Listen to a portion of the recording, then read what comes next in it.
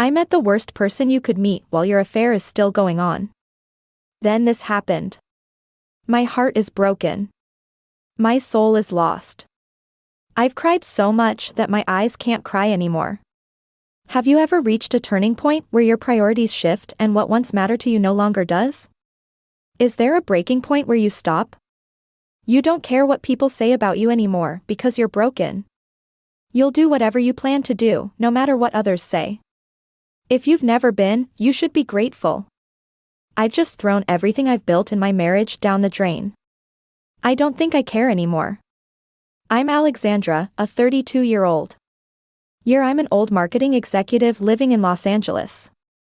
My life seems perfect, a beautiful home, a successful career, and a loving husband. I'll not disclose the reason for his name change, but let's just say it's personal. We met in college and bonded over our shared love of art and music. After a whirlwind romance, we got married 5 years ago. Ethan, now 35, is a finance manager. I'm not making this up. He's so charming and handsome. He swept me off my feet with his kind heart and sense of humor. We were each other's rock, supporting every dream and aspiration. You might be wondering why, despite our good background, we had a falling out. I'd ask you not to point fingers at me. Ethan and I had our first fight 3 years after we got married. We'd had a few minor arguments before that, but this one was really intense. I even broke our TV. What happened was that I saw him at a mall with a woman I didn't know who had a kid with her. When I called him, he lied and said he wasn't with her. At the office, I'm sure you understand how I felt. I caught him lying straight to my face. We fought that night, and he still denied it was him. I saw and suspected he had a child outside his marriage. I wouldn't be surprised if he had an affair. His good looks made women hover around him, but I was fine if I didn't know about it. A child, though, that's something I wouldn't take. I later realized I'd made a mistake about him. It was actually his elder brother I'd met. I found out when he came to visit us at home to settle things. To be honest, Lance was pretty uncanny, which made me feel a bit embarrassed. I didn't see him at our wedding because he wasn't in the States at the time. After my fight with him, everything about our marriage began to change. Ethan stopped dropping me at the office like he used to, and he stopped calling during the day to ask about my day. It was unusual of him, and I thought he was still angry. I apologized to him several times, but he just said everything was fine. I knew it wasn't. I was the one who broke the TV or hit him on the face. I didn't do it on purpose. I got a better TV for us to make up, but he wasn't bothered by it. He also stopped sleeping with me. I mean, I was a woman who craved her husband's touch. Why did he stop touching me? It led to my fights with him. I fought with him when I found out he spent most days with his secretary. I thought he was. I think it was because he was sleeping with her that he stopped sleeping with me. I craved him a lot and I wanted a child too. I wasn't sure if it was my first fight with him that changed him or if there was something else I did that made him change. I don't think it was the fact that I told him during our fight that he wasn't satisfying me in bed. I mean, why would a couple who are almost perfect be lacking in their sexual life? A perfect marriage shouldn't lack in the bedroom. When he wanted us to make love, he touched me in private places that made me melt beneath him. After a few strokes, he gave me a sexual play of about 20 minutes. He was done. I was disgusted but didn't take it up with him even though I wanted more from him. Maybe telling him he was a weak sexual man was over the top. It was starting to hurt his ego, and it was starting to insult him. Ethan worked long hours, and I had a demanding career, so we didn't have much time for each other. Conversations felt forced. I felt like I was living with a roommate, not my soulmate. That's when I met Ryan, a colleague who became my confidant and eventually my lover. I was tired of hearing my friends talk about their marriage, how their husband was their everything while mine was just there as a position. Maybe I didn't even take it up with him again after I found several used protections in his car on several occasions. I had said I wouldn't mind him having an affair if I was in the dark about it, but he was trying to make me know. A message to me that if I do not appreciate his sexual appeal, others were. I was willing to give it a chance, but there was nothing I could do. I didn't see or catch him cheating, but I was sure he must have made out with his secretary. Don't blame me yet. If Ethan had been there for me, I wouldn't have confided in Ryan. I know I'm not perfect and I've made my share of mistakes, but I feel like I've been drowning in a sea of despair and I didn't know how to keep my head above water. Ethan's distance and the lack of intimacy left me feeling isolated and unloved. Ryan, on the other hand, listened to me, supported me, and made me feel alive again. He was charming, witty, and understanding. We bonded over our shared love of art and music, just like Ethan and I once did. I didn't care if he was 5 years younger than me and a junior of mine at work. I know it's no excuse for cheating, but I felt like I was really struggling and Ryan was the breath of fresh air I needed. Our affair was passionate and all-consuming, but I knew it was wrong. The first time I made love to him was at the office when everyone was gone, save for us. We talked and laughed and when he inched closer, I didn't want it, but I was starved enough and I didn't decline his approach when he held me and kissed me. I couldn't help but shudder at his gentle touch. It reminded me of Ethan's, but to be honest, Ryan was good with handling women. I didn't protest when he pinned me on his desk and came between my laps. If only this man was Ethan, our stolen moments were electrifying when we made love. I still remembered him talking about how much he loved me and would do everything to have me to himself. His words made me lean closer to him and pull him deeper. Ethan should be the one here now. Maybe he was doing this too with his secretary.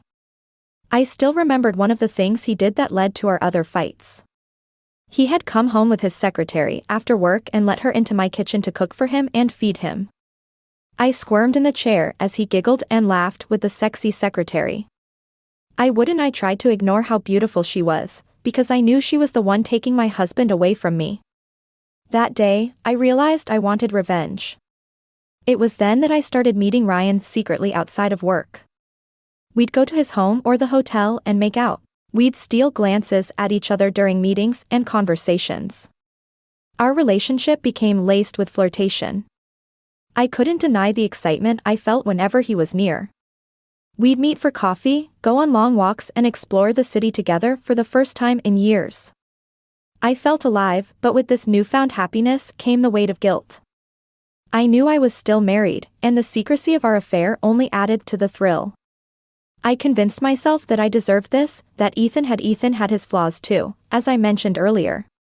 Did I forget to mention that I caught him at a motel with the same woman who had a kid I thought was my husband? That led to our first fight.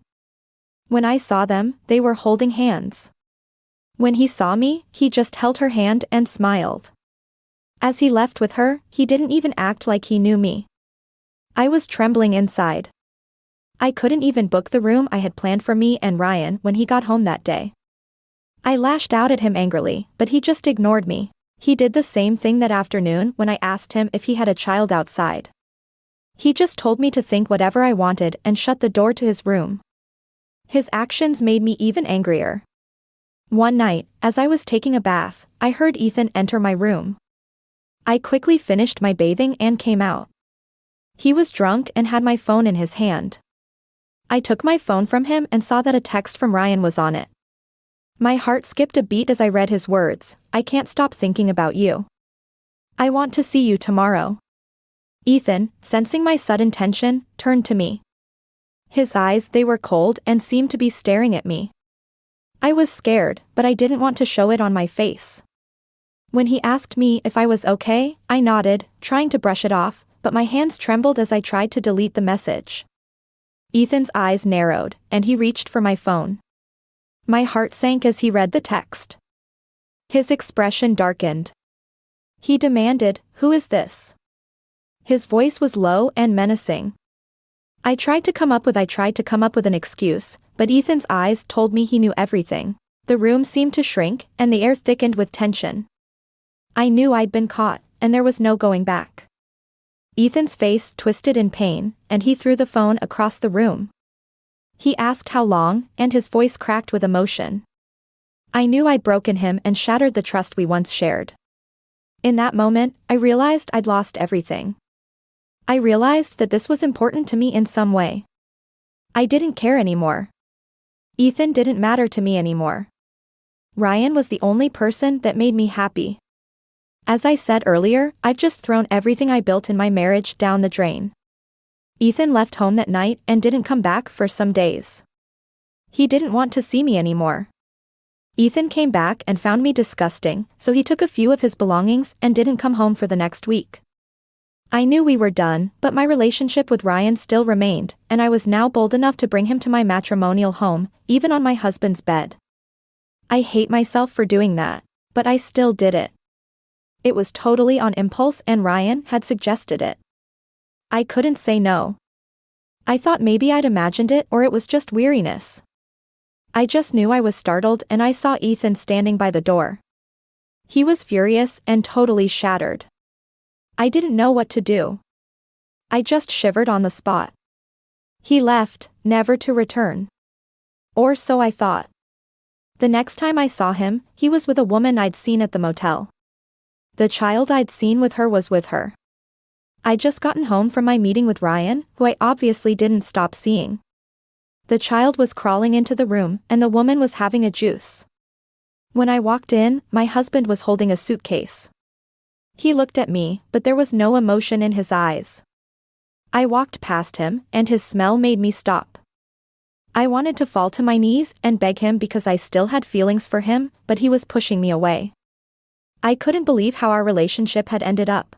All he said was that he'd send a courier to deliver a divorce letter to me at the office and I'd need to sign it to get it approved.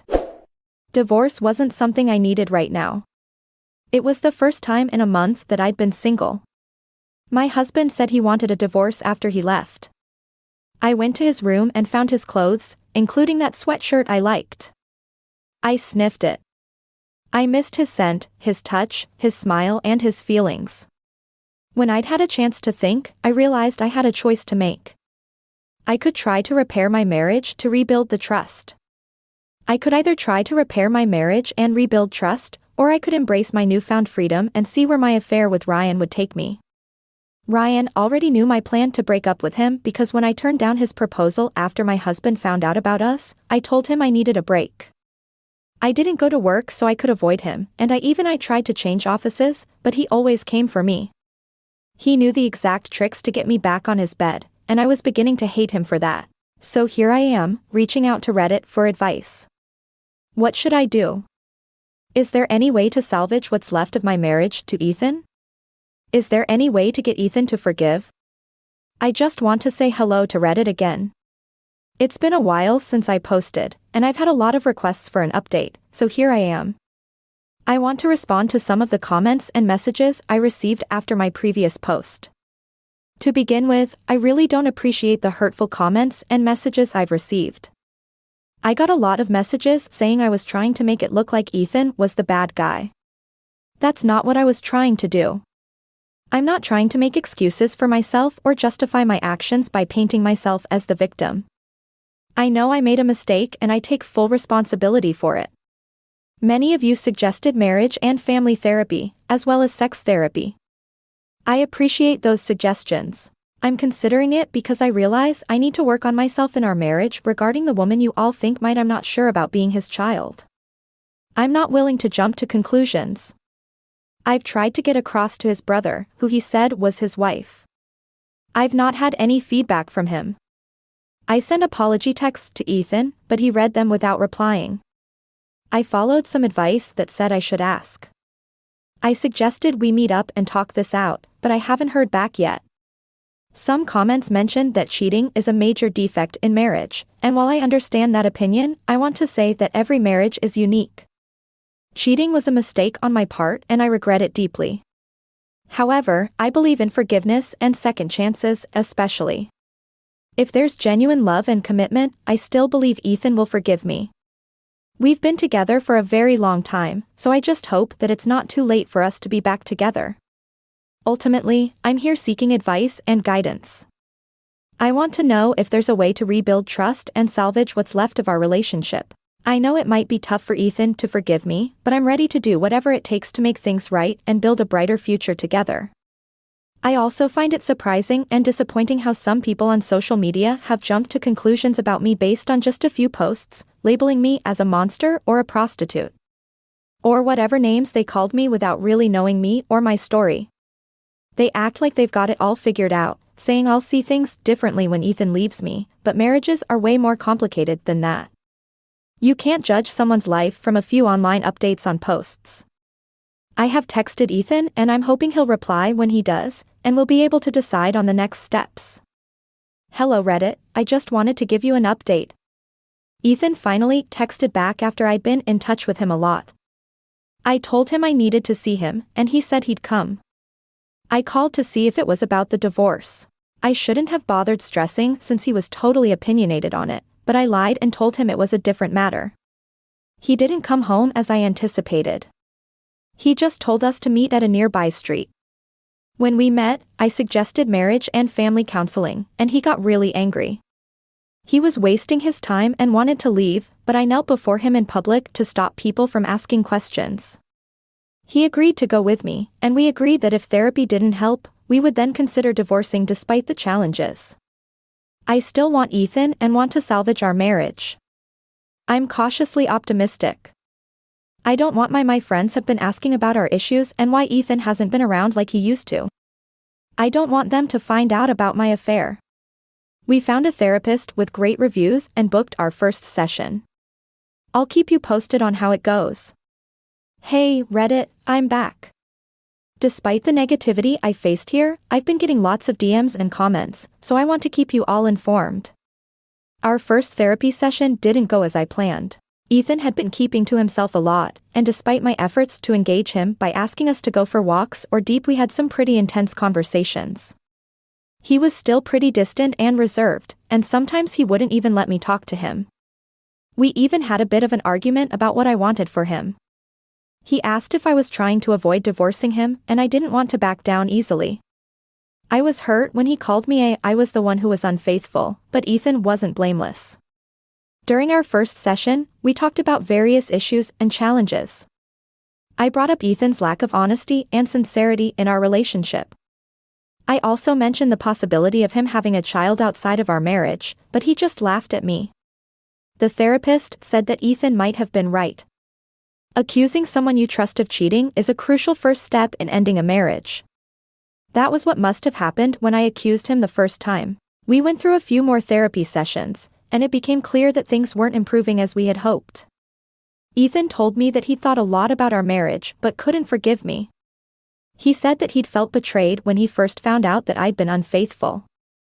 He said that the text he'd read on my phone had broken the trust. He said there was a gap in his heart and he had to leave home for days to clear his head. When he came back, he finally settled things. I had the nerve to bring my affair to his home. Ethan did admit that he did go out with his secretary briefly, but nothing happened between them. I pointed out the used sex protection. I found some interesting items in his car, including a note that said he'd lend it to a friend who'd taken it out on a date. I'm not sure what to do. I'd like to believe him, to be honest. We had our last session today, and Ethan finally told me everything. He didn't say anything and nothing.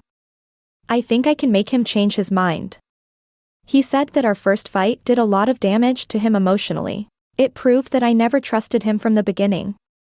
The woman I was seeing him with was even his brother's wife. She had brought him there to find her husband, who was cheating on her. He said he knew I was there to get a room for my lover and didn't want to bring it up with me. To be honest, I didn't even know what to think. Was I the delusional one or was I being gaslight? I felt desperate. I pleaded with Ethan. I asked him to think about it and give our relationship a few more chances through therapy. I knew deep down that losing him would drastically change my life. I wasn't sure how I would navigate everything ahead without his support. There was no hiding it. I needed Ethan back. I still love him. I wasn't sure I could be myself as much as I'd pleaded and begged. Ethan was still set on divorcing. He was hurt and didn't need to explain much for me to understand that he needed to move forward with his life without me. In the following days, he came over to pack his belongings. I tried everything to stop him from making emotional appeals and even tried to physically restrain him, but I guess that only seemed to anger him further. What made things worse was that Ryan was still texting me. I'd sent him a breakup text and asked him not to get involved in my life. I even had to transfer to one of our other branches. It was too late before I realized that I actually didn't like Ryan. All my actions were just to fill the void Ethan created within me, with frustration turning into desperation. I reached out to his secretary. Apparently, she already knew the truth about us. The way she stared at me in disgust revealed that Ethan would have told her. I was so caught up in the moment that I forgot about the shame. I suggested we meet at a coffee shop, but when I saw she was already seated, I went on my knees and pleaded, "Don't think I'm doing too much to get my husband back. If you were in my shoes, you would do everything you can to protect your marriage from falling apart." She helped me up and then asked what I wanted from her, since I was already getting whispers from people who were present. I told her she should help me talk to Ethan. She was literally the closest person to him, so she hesitated, considering her relationship with him. But I thought it would work, if not soften his hard heart. Instead, he seemed more infuriated and told my friends about me and my infidelity. I got to know because Cassie, who preached her perfect marriage to me the most, came knocking on my office door the day after and told me I was sure I was going to be the latest topic of conversation amongst our group after trying. I tried to talk to Ethan directly, hoping he'd understand, but he accused me of trying to ruin his reputation and said any sympathy he had was gone. I even went to Ethan's workplace to talk, but he threatened to get a restraining order instead. It's crazy that after we've been together for so long, he's serious about ending things completely. Now I'm totally down and unsure of what to do next. My friends have turned against me and I can't even involve our family. Ethan won't. I'm really stuck on what to do next. It's tough and uncertain, and I'm really struggling to figure it out. Any advice would be appreciated. Update: this is probably going to be my final update, but I want to express my gratitude to those who have acknowledged that I am just human and have followed my journey despite the challenges I faced. I've learned so much about myself and the importance of resilience. Unfortunately, the negative comments and messages have taken a toll on me. I've almost fallen. I've even been told I'm crazy and delusional, that I'm stuck in my own head. I know that's not true. I'm just a person who's been through a tough time and is trying to navigate my way forward. I was hoping for understanding and support, but it seems like that's not going to happen. Instead, I felt like I'm being ostracized and judged. Even some people who I thought were friends have turned their backs on me. It's tough not to take it personally, but I'm trying to focus on my own healing and growth. One of the biggest challenges I'm facing right now is Ryan. I've got a restraining order on him because he wouldn't stop coming to me despite everything. I want to thank those who have offered advice and support. It means a lot to me, and I appreciate your kindness. This journey has been tough, but I'm trying to stay positive and focus on my future. I just wish I hadn't messed things up with the love of my life.